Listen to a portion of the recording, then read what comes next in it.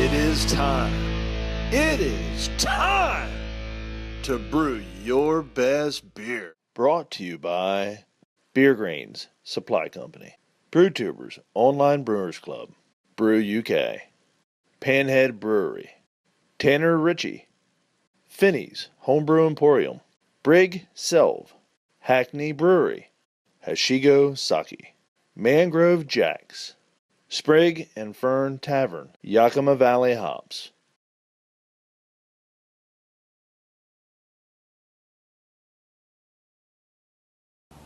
Clements Homebrew coming at you with a 2014 SJPORR Challenge beer review, or should I say Braggot review. That's right, today's review is from ST011US, the Braggin Sasquatch Braggot. If that doesn't give you a clue as to who made this, this is from the Canadian Sasquatch Brewery channel, Steve. And I have to tell you, this is one of the ones I am very, very excited to try.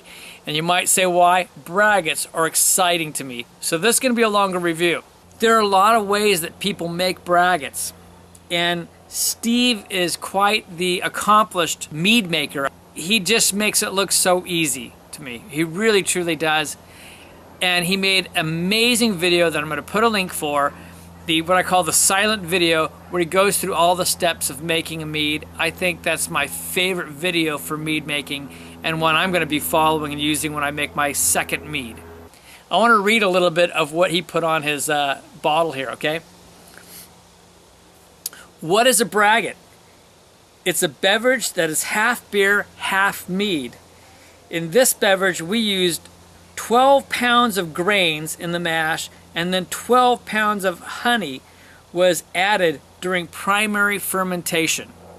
His ingredient list is Maris Otter, Carapils, Caramel 40, Pale Chocolate Malt, Ohila Honey, I'm gonna have to look that one up, Amarillo hops, cocoa nibs, unroasted, and Madagascar vanilla beans. This is a chocolate braggot. Very unique. Never even heard of this.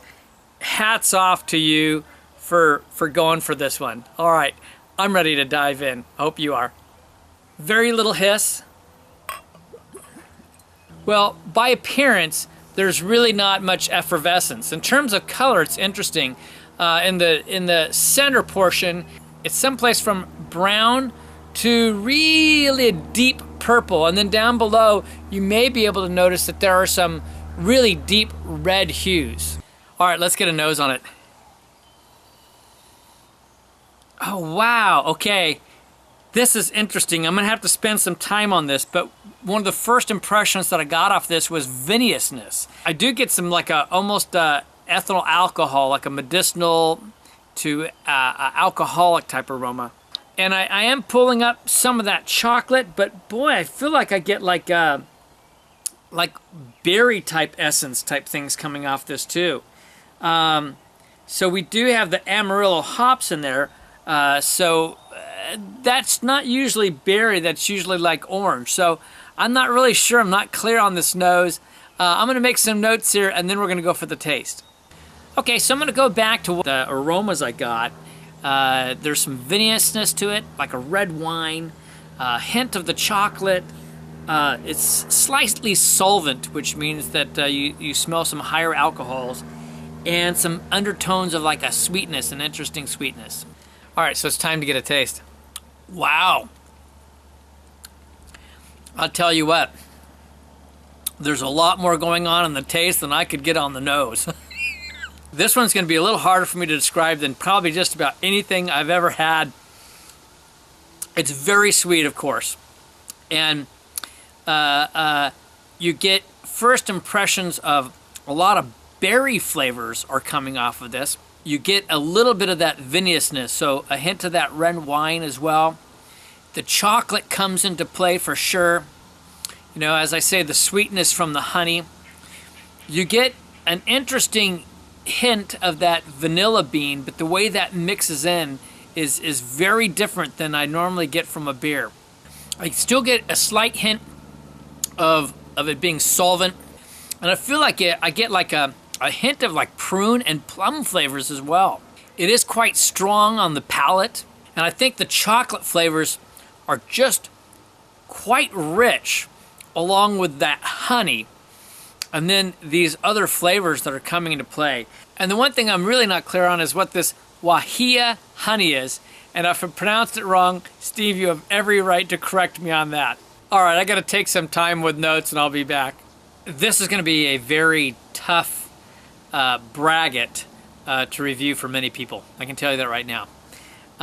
One of the flavors that I picked up that I didn't talk about is what type of berries. These are like blackberries and raspberry flavors I'm getting. Like I say, prunes, plums. You get some of the vanilla, but it's unique, and you get some of the chocolate, but it's well blended.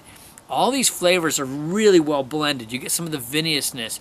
It is slightly solvent, but quite unique beer.